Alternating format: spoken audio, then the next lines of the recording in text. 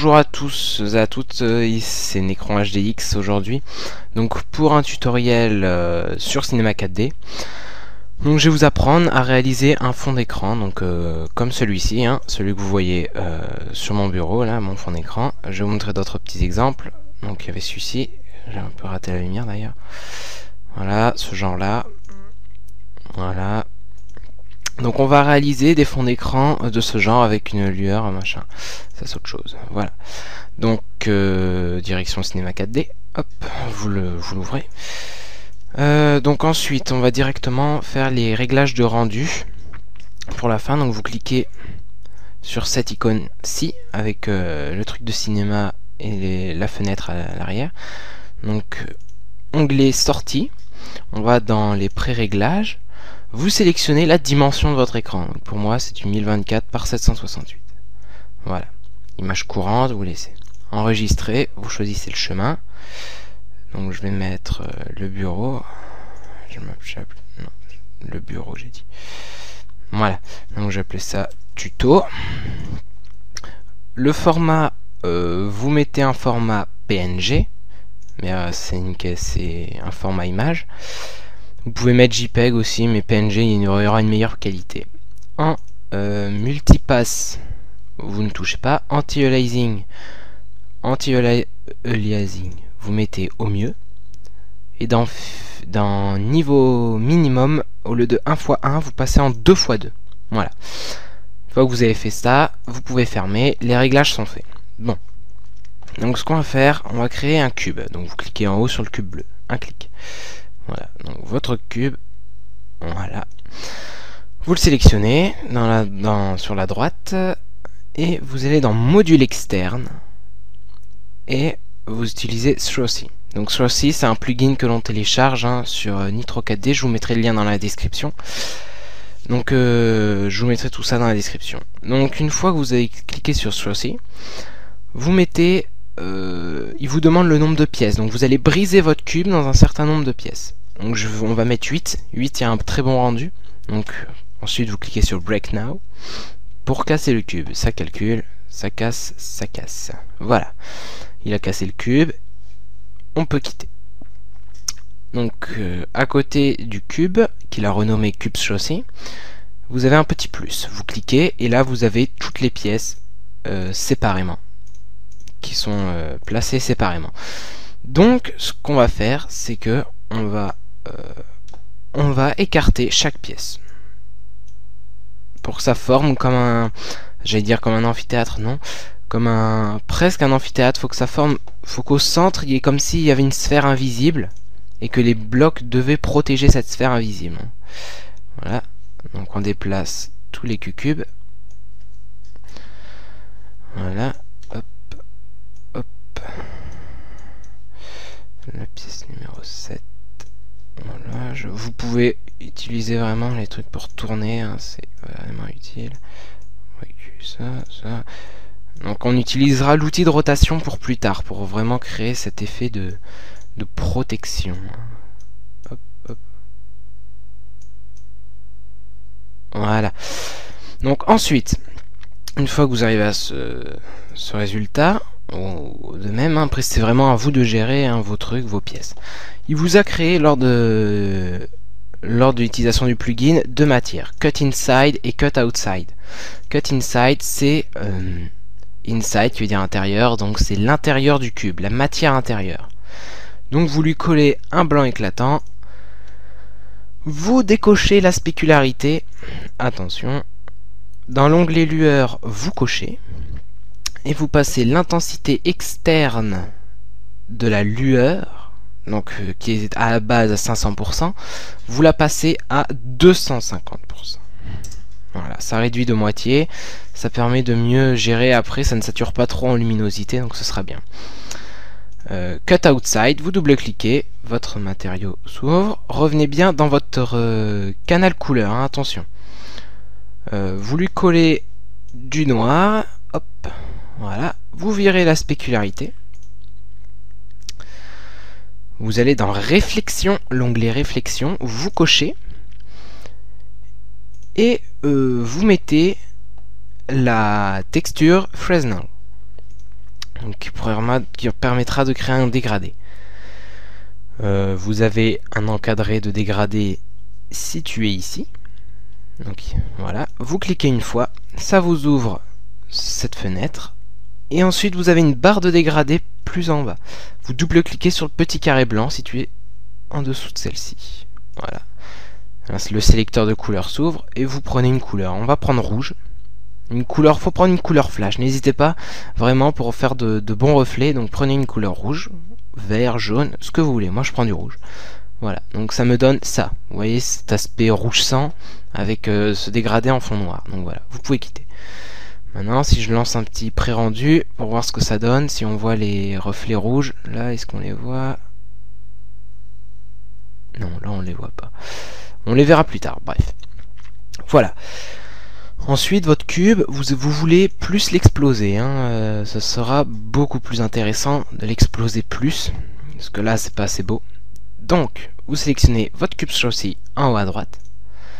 Vous allez sur cette icône-là. L'icône, je sais pas ce que c'est un arc de cercle bleu en volume. Vous cliquez, c'est une incurvation. Non. Vous cliquez, vous allez dans Explosion FX. Voilà, donc rien ne se passe, mais on va remédier à cela. Donc, vous prenez votre Explosion FX et vous la faites glisser dans l'onglet Cube Châssis. Donc, quand il y aura la flèche vers le bas, vous glissez. Toc. Voilà, vous voyez le changement. Regardez, je vais la remettre pour vous montrer. Hop. Là c'est à la base et là le changement. Donc voilà. Moi ce que je vais faire c'est que je vais en mettre une deuxième. Ouais plus tard, on verra ça plus tard. Donc voilà. Alors vous avez modifié cela. Donc vous avez introduit votre explosion FX. Maintenant vous avez les petits trucs pour régler ce que vous voulez, machin. On va briser ça. On fait ça. Maintenant vous pouvez utiliser les outils de rotation. Ce qui sera très intéressant pour la suite, vous verrez. Là, ça donne un aspect vraiment très sympa. Il faut vraiment utiliser l'outil de rotation, ça permet de faire des choses, de voir comment les morceaux s'éclatent. Voilà, super. Ça rend vraiment bien. Là, on a un bon rendu. Ça rend bien, ça rend super. Donc voilà. Et ce que je trouve c'est pas encore assez cassé. Hein. Donc ce qu'on va faire, c'est qu'on va rajouter une explosion FX, hein, comme je l'ai dit au début. Hop là. Non, hop. Je vais mettre ça comme ça. Voilà. Donc vous recliquez sur votre cube châssis, vous faites une incurvation, vous cliquez sur l'onglet incurvation et vous mettez une explosion FX. Vous la reglissez dans l'onglet cube châssis. Vous faites de même hein, avec là. Voilà. Donc là. On peut voir déjà, il y a un aspect beaucoup plus éclaté. Hein. C'est clair et net. C'est parti en 1000 morceaux. Là on est vraiment... on est bien là. Voilà. Donc moi là, je trouve, regardez, j'ai fait un pré-rendu. Je trouve que le résultat, pour l'instant... J'ai un ordi très lent. Le résultat commence à s'afficher. Hein. C'est vraiment... Ça commence à prendre forme, on va dire. Avec les reflets rouges grâce à la matière de tout à l'heure, hein. Donc ce qui rend très bien. Oui, je vais devoir changer d'ordinateur aussi. Je l'ai commandé. Il devrait être beaucoup plus rapide parce que celui-ci c'est un peu une antiquité, comme on va dire. Voilà, donc voilà, vous voyez les reflets rouges, ça rend super bien. Ça rend vraiment très bien. D'ailleurs, on va vous recliquer sur votre matière Cut Inside. On va réduire la lueur parce que ça rend pas super. En intensité interne, vous mettez 60. Et en intensité externe, vous passez en 200%. Voilà. Intensité interne, 60%. Et l'intensité externe, 200%. Voilà. N'hésitez pas non plus dans la vidéo à mettre pause, à revenir en arrière si je vais trop vite. C'est que je suis limité à 15 minutes pour YouTube. Il me reste 5 minutes, donc j'ai de me dépêcher, parce qu'après avec le montage. Donc voilà. Vous avez ça, vous allez mettre votre texte. Donc vous cliquez sur mot graphe, mot texte, hein, ça tout le monde connaît. Voilà, mon texte créé, il est là, hop. En profondeur, vous allez mettre un 25. Voilà, vous pouvez passer à 30 ou 20, mais 25 c'est bien. La police, vous choisissez votre police. Donc j'ai pour habitude de prendre Big Maca ou Dynasty, que j'aime beaucoup. Mais j'aime beaucoup aussi le Xyrod, ouais, Xyrod. Donc je vais prendre, ouais, je vais prendre Xyrod. Tiens, on va changer un peu. Voilà. Ouais, hop. Donc là, faut réduire, hein, vraiment, parce que c'est beaucoup trop grand. Beaucoup trop grand. Là encore, hein. Faut réduire à peu près. Faut que votre mot dépasse légèrement du cadre, mais il dépasse légèrement de votre explosion, mais pas de trop non plus. Donc c'est après, vous voyez selon la longueur de votre mot. Donc, hop, vous le tournez, voilà, ainsi. Vous le déplacez, faut bien qu'il soit en avant. Hein. Vous verrez ensuite pourquoi. Ouais, donc là vous voyez, je l'ai réduit, mais en l'avançant, ça l'a, on va dire, ça l'a zoomé. Donc je vais encore le réduire. Il faut vraiment faire plein de tests pour voir un peu tout ce que ça donne. Ah voilà, là c'est sympa. Là on a un effet sympa. Là. Voilà, donc vous allez créer une matière pour votre mot texte. Vous double-cliquez en bas à gauche dans les matériaux, la matière se crée, vous cliquez sur votre matériau. Faites bien attention à retourner dans l'onglet couleur, hein, vraiment, attention, faites attention pour changer la couleur ici. Moi j'ai pour habitude de lui coller un gris foncé, donc je lui fous ça, hop, je vire la spécularité. Et en réflexion, vous mettez la texture Fresnel, comme tout à l'heure, vous cliquez ici, sur le carré de dégradé, vous double-cliquez sur le petit carré blanc sous la barre de dégradé, hop, le sélecteur de couleur s'ouvre, et je lui recolle la même couleur que le reflet de tout à l'heure. Donc voilà, hop, ma matière est créée, je ferme, et je place ma matière sur le mot texte. Donc je peux la faire glisser soit ici, soit là, hein, ça revient strictement au même. Hein. Donc voilà, on va regarder vite fait ce que ça donne. Donc là, vous voyez, il y a un... Ouais, ça rend bien, ça rend bien. J'ai plus trop le temps, donc ouais, je vais le laisser, allez, soyons fous. Ouais, hop, hop, hop. Bon, je vous montrerai ça plus tard. Voilà, donc maintenant, il faut rajouter de la lumière. Donc, une lumière, hop. La lumière, vous la placez, donc passez en vue 4D. Hein. N'hésitez pas à passer en vue 4D. Ce sera énormément pratique. Et vous la placez, voilà, au niveau de votre lettre, de votre dernière lettre. Ça peut être très... Il y a un effet très sympa qui se crée. Hein. Donc mettez bien votre lumière au niveau de la dernière lettre. Hop. Voilà, dans ombre, on va rien mettre. Vous cliquez sur l'onglet lentille en bas à droite en ayant sélectionné votre lumière. Vous cliquez sur lentille. La lueur de la lentille, vous sélectionnez une lentille. Moi, personnellement, j'aime bien pourpre. Donc je modifie, toc, juste à coller un blanc. Ça, c'est super. À moins que je fasse un blanc là et là un rouge. On va faire l'inverse. Ou tout rouge.